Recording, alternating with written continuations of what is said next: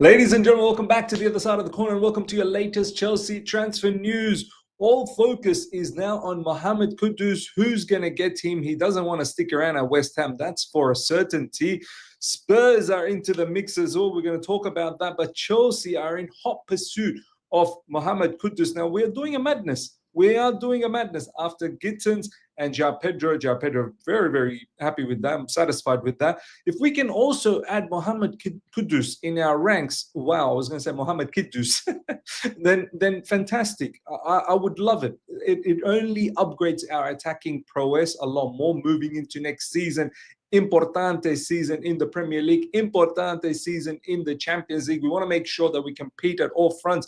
And these type of signings do give me that belief that maybe, just maybe, things are slowly changing at Chelsea Football Club, and we're looking for proper talents and players that have played in the Premier League and have got some sort of proven ability in this league. So let's see what happens. We're going to go through the news. But look, for me, get rid of all of these deadwood players that we don't seem to have any plans for, that don't seem to want to play for Chelsea Football Club.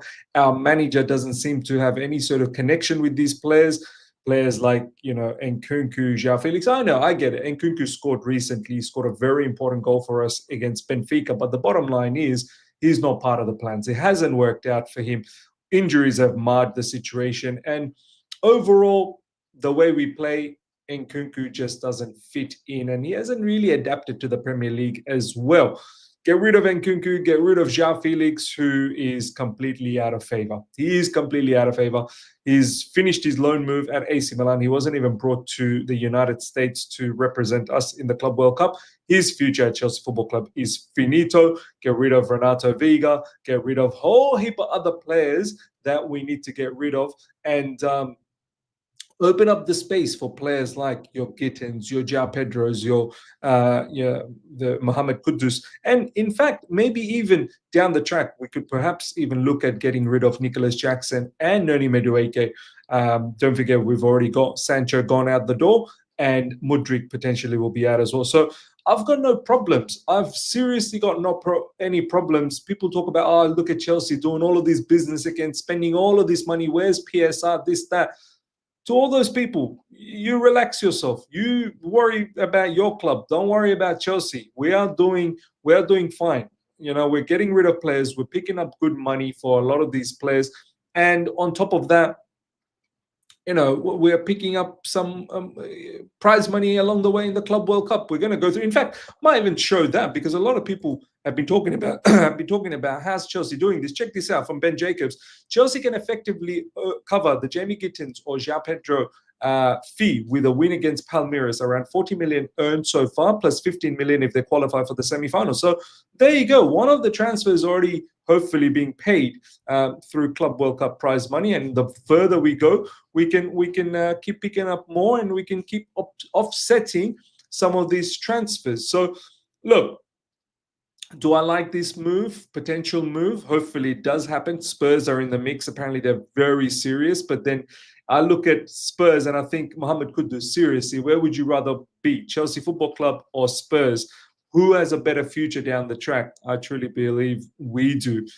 Even though we've got a lot of work that we need to do, but we're definitely better than Spurs in terms of a destination to go to. So Mohammed Kudus, don't even think about Spurs as an option. And apparently he does want to join us. So that's great. Look, from a player's point of view, good player. Once again, another player that can play in multiple positions at a high quality. At a high quality. That's the most important factor here. It's fine when a player can play multiple positions, but they can't really play in high quality in any of them. I don't want that. Just like João Pedro, Mohammed Kudus is another player that can play in high quality up front as a false nine. He can play in the half space. He can play as a number 10. He can play as a wing. He's a workhorse, absolute workhorse. So, and young too. So I like it. The whole factor I like. We wanted to go after him last summer as well, in fact, or the summer before. Then he ended up going to West Ham. So this link is not something new. We've admired him for a bit of time, and if we can manage to get this done, depending on sales, a lot of the players will have to go. We can't just keep putting in players. We need to get rid of players and upgrade them with players like Mohammed Kudus. Now, let's have a look at the news, ladies and gentlemen. Chelsea have spoken to Mohammed Kudus' agent, but nothing is advanced yet, while Tottenham are pushing strongly for the deal. He's apparently recently changed his agency, which further indicates that he is looking to move from West Ham. Yeah, player like Kudus, too good for West Ham, way too good. He should be representing a club that is looking to compete at the highest level, which we are. So hopefully, he can make a move to us down the track. And look, Mohammed Kudus definitely will help us. He definitely will help us to compete in the Premier League. A lot of people are worried. What's going to happen? How's the setup going to be? Don't worry about all of that. You don't need to worry.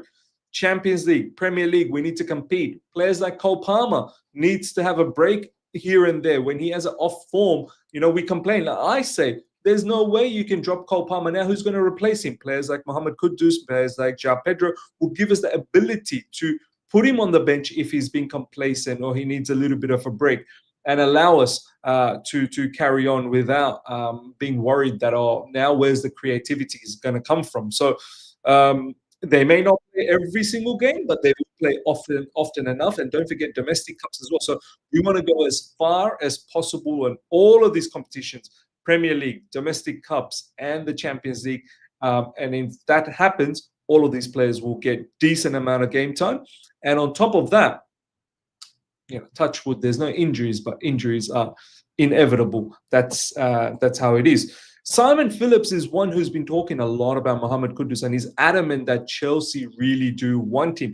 Chelsea have not ruled out a move for Mohammed Kudus despite agreeing deals for João Pedro and Jamie Gittins. This has been the news that's been circulating around. Even Fabrizio Romano saying that we're not done. We want to get more attackers. And I get it, because Madueke and Nicholas Jackson, it's probably time we part ways with them. We've seen enough. We don't need to see any more. So when you look at that, it really then puts us in a situation where we need more. We need more, because so far Gittins is probably coming in for Sancho and Mudryk. João Pedro is also, because of that reason, we're going to get rid of Nkunku and João Felix. But if you get rid of Madueke and Nicholas Jackson, you need more. You 100% need more cover for next season. Kudus stuff coming out in the media now. Some news out on my side tomorrow on just who Kudus might replace at Chelsea, should they agree a fee with West Ham. I don't know whether West Ham will ever do a swap. There was talks about perhaps Robert Sanchez, Keenan Dewsbury Hall. Take a pick. Whoever you want, just give us Kudus. We'll see if that even materializes. West Ham, we've got a plethora of players for you to choose from. It's a buffet. Go ahead, my man. Pick whoever you want and give us Kudus in return. Chelsea still trying for Kudus as well, and Maresca's other wants a new GK and CB. Antonio Silva, which we're going to talk about, was scouted again last night and has been on the short list for some time. Chelsea rejected a chance to go for John Duran this week. As always, more on the side every day. So, yeah, look, John Duran was an opportunity maybe a year ago. We're not interested about that anymore. Darko, ladies and gentlemen, someone who's got some inside information. Kudus wants Chelsea. If we don't pay up, we won't. He won't come. It's that simple. West Ham will not accept any swap deals. There you go. They don't want any swap deals. Look, it doesn't necessarily need to be a swap on the book, but we'll buy your player, you buy our player, sort of agreement. You know what I mean? And we net things out. I'm sure we can find a solution here. But yeah, of course, if we don't want to pay the amount of money, and apparently the money that West Ham's asking for is in excess of 60 million. So we've already paid nearly 60 million or 55 million for Gittins, 60 odd, including add-ons for João Pedro. We're looking for a similar price for Kudus, which you'd think that's probably fair, like if João Pedro is going for 60, Kudus is similar. I don't see too much difference, right? But West Ham's going for in excess of 60 million, and that could be a bit of a sticking point. Let's see if Spurs want to pay that level of money. But, we apparently don't want to go more than that. And this is where I feel like West Ham, come to the party, check who you want from us. We'll give you 60, and you can have one of our players as well. And you can have them, separate deals in your books as opposed to being a swap. New West Ham are open to an offer of 60 million for Kudus and are attracting interest. Chelsea like that he can play across 3 positions, but it remains to be seen if they sign the attacker after signing João Pedro and Gittins. This is coming from the Guardian Sport.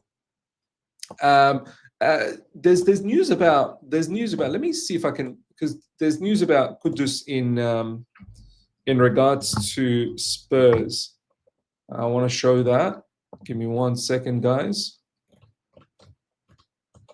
There you go. Fabrizio Romano. Tottenham have genuine interest in Mohammed Kudus and he's high on the list for this summer, as Matt Law reports.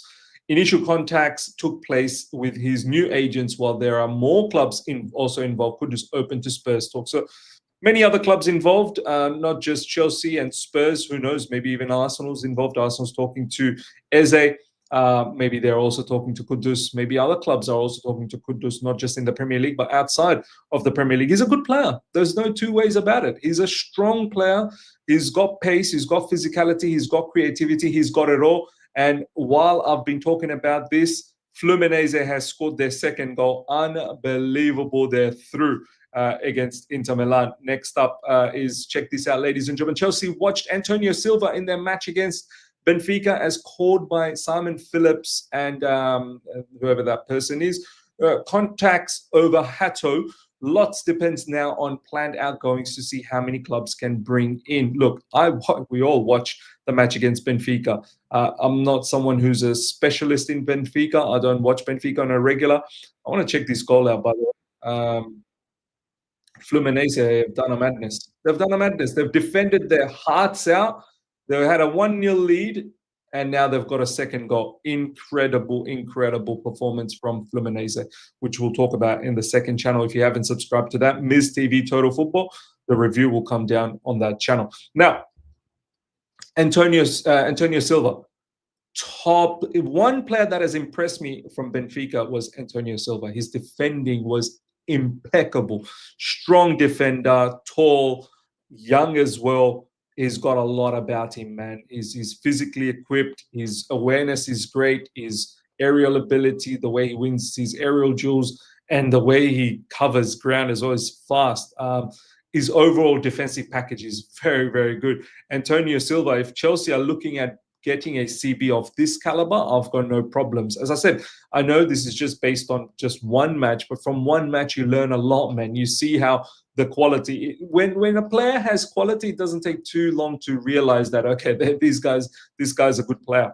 Antonio Silva definitely looks like that. And a lot of you guys have said that as well, that, you know what, this guy's a top defender. So this isn't just a one-game hype thing. A lot of you guys that actually watch Benfica on a regular have mentioned that this is a stupendous defender. So let's see if we actually pursue Antonio Silva and how much the price is going to be. We've got a good relationship with Portuguese teams. You know, we've done business with Sporting in recent times, and Benfica as well. We've done business with Enzo Fernandez. So let's see. Hopefully, we can if we do something with Antonio Silva down the track or not. I'm sure you know, we can manage to do something there. But this is a serious level defender. If we're looking to get rid of defenders, which looks like we are, Buddy Shield, SRC, all of these players we're looking to get rid of, maybe even Chalobah. But if we bring in someone like Antonio Silva, I've got no qualms about it. I think he's a superb player. And as I said, Ben Jacobs has already said, for all the people that are worried, how Chelsea doing this? Well, we're picking up money along the way in the Club World Cup. As we're winning, we're picking up money and we're looking to offset things there. Ladies and gentlemen, let me know your thoughts about everything we spoke about, especially in regards to Kudus. Are you happy? Will you be happy if we get Kudus? It makes us a very strong team if we get someone like Kudus. And I feel like that type of signings will definitely help us compete in the Premier League and in the Champions League. Smash up the like button if you're here for the first time. Subscribe. Hit the bell notification to stay in touch with all my content. Till next time. Take care. See ya. Bye.